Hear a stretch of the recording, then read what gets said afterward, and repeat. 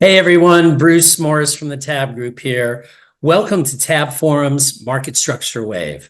This September, TabbFORUM will be publishing a comprehensive special report on AI solutions in the capital markets. Today, we are very fortunate to have Irene Galperin, Senior Advisor, Financial Services from InterSystems, join us to discuss this dynamic technology. Hey Irene, welcome to TabbFORUM. Hi, Bruce. Thank you for having me. I'm excited to be here. Our pleasure. So, Irene, let's jump right into it. What are the trends you're seeing in AI technology in the capital markets? That's a good question, Bruce, because as you well know, AI is not new to capital markets. AI techniques and modeling methodologies have been used as part of, risk modeling, for example, as well as, other type of analytical model development over the past, probably nearly 10 years now.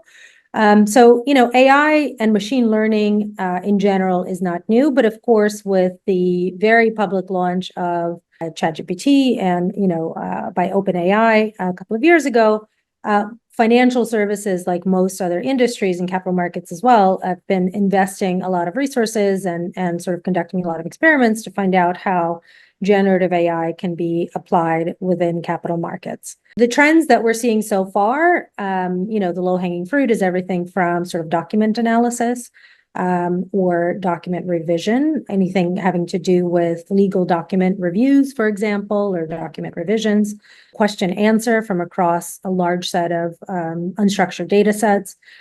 Those are some of the, I would say low-hanging fruit applications within capital markets, because again, the technology has been in development for a really long time. It's just, it's now adoption of it is perhaps getting accelerated because, as I said, AI is on top of everyone's agenda, which means there is budget to fund some of these things. So those are generally sort of the trends. And of course, everyone is experimenting with virtual assistants and how some of these technologies can be used in capital markets. Great. So let's talk about InterSystems. How is InterSystems supporting the market vis-a-vis these trends? So InterSystems at our core, we are just sort of a brief high-level introduction, as I'm not sure all of your viewers are familiar with InterSystems.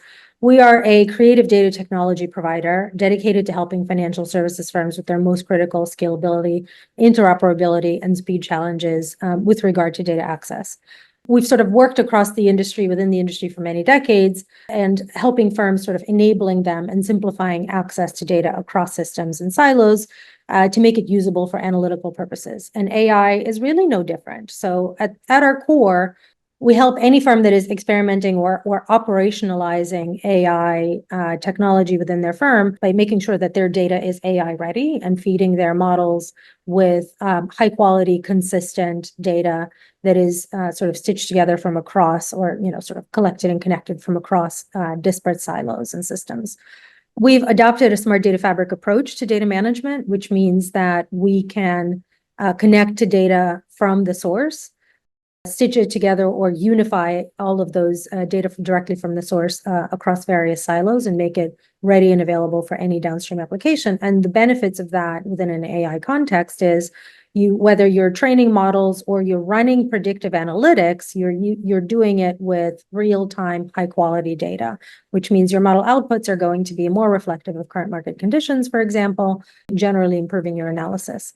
Same when it comes to Gen AI. So with Gen AI, our all-in-one approach to, delivering data technology means that we now offer vector search directly within, natively within our data platform.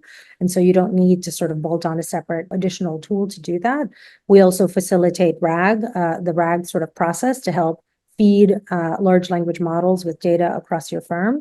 And so essentially, accelerating and rolling out capabilities, within our technology and within our platform to help our clients take advantage of, some of the latest AI technologies and methodologies available to them. Great. So are there any specific use cases you'd like to share with our viewers? As it relates to generative AI and the adoption of large language models, what we're seeing within capital markets is firms are being very cautious and careful with how they roll this out, more publicly and more broadly. Partially, it's because of regulatory challenges. Of course, everything has to be auditable. There needs to be an audit trail of all the data.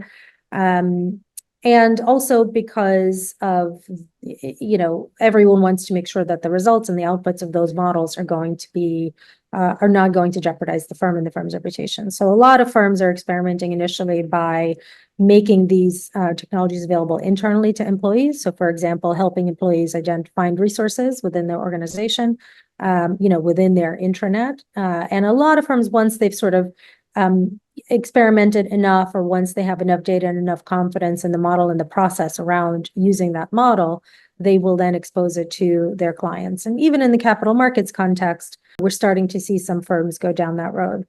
Other ways, of course, we've all heard of firms that are using large language models to analyze research reports or any public filings, question answer type of approaches where, you can sort of type in a question into a virtual assistant, have it analyze a large set of documents and come out with the answer. Those are the applications that we're seeing right now. Of course, there's also code development. Developers are using virtual assistants to help sort of accelerate and streamline application development. So we're seeing those applications as well. So let's kind of stick on that, talk about code development, because that leads perfectly into my next question, which is what kind of future developments do you see happening with this technology? And I would imagine an even more comprehensive code development process will be utilized. But what else are you seeing beyond that? Yeah, no, it's on that last point, Bruce, it's a really good point, because generally the way we approach developing our products is to enable non-developers to spin up and create applications using kind of a low-code framework. And I think AI is going to really help with that. Virtual assistants that help with code development will help less technical people essentially, develop and spin up applications that are bespoke to their needs. And less technical, meaning they still need to have, some level of technical skill, of course, but certainly empowering someone like an analyst, like a data analyst, with more technical capability than they would normally have. In addition to that, right now there is quite a lot of experimentation going on across capital markets. All of the large tier one investment banking firms have, armies of data scientists and engineers and AI specialists experimenting and building applications and finding new ways to leverage AI, to deliver both, sort of process efficiencies across the board, but also innovation. I personally don't anticipate seeing revolutionary changes anytime soon, because of course we're in a heavily regulated industry. Particularly anything that has to do with the way data is used, data lineage, data governance are of utmost importance. And we can't say with confidence that, right now large language models can produce the type of transparency that regulators require. And so I think all of that will, of course, be resolved. The industry is changing. Every industry is changing with the adoption of AI, and regulations will, of course, have to catch up, which, we're already starting to see in Europe, and it will naturally spread globally. As I said, the industry will continue to focus on automating what can be automated to minimize manual workflows. AI is a very good candidate for, those tasks. Automating data management for the purpose of analysis, that capability will continue to become more and more sophisticated. The hurdles of accessing data from unstructured data sets, documents will sort of become lower. It'll be easier to access, digest, and analyze data from unstructured documents and data sets as part of, any kind of analysis, frankly. In essence, this technology will continue to democratize data access to all business users. And I think that's an exciting prospect, an exciting opportunity, and certainly something that we're really excited about at InterSystems. Of course, data access is what we do. We're going to continue helping our clients simplify and streamline access to all the data they need in order to develop these sophisticated AI applications. Well, Irene, thanks so much for sharing your time. And if this conversation is any indication of what this report's going to be all about, I can't wait to get my hands on it. Really appreciate you sharing your time and insights with Tab Forum today. And to all our viewers, keep an eye out for our report. And if you happen to be watching this video after the report comes out, there'll be a big red button at the end of the video with a link directly back to the report. Thanks for stopping by for what was hopefully an educational and entertaining ride on Tab Forum's Market Structure Wave. Hey, thanks again, Irene. Thank you, Bruce. Thanks for having me again.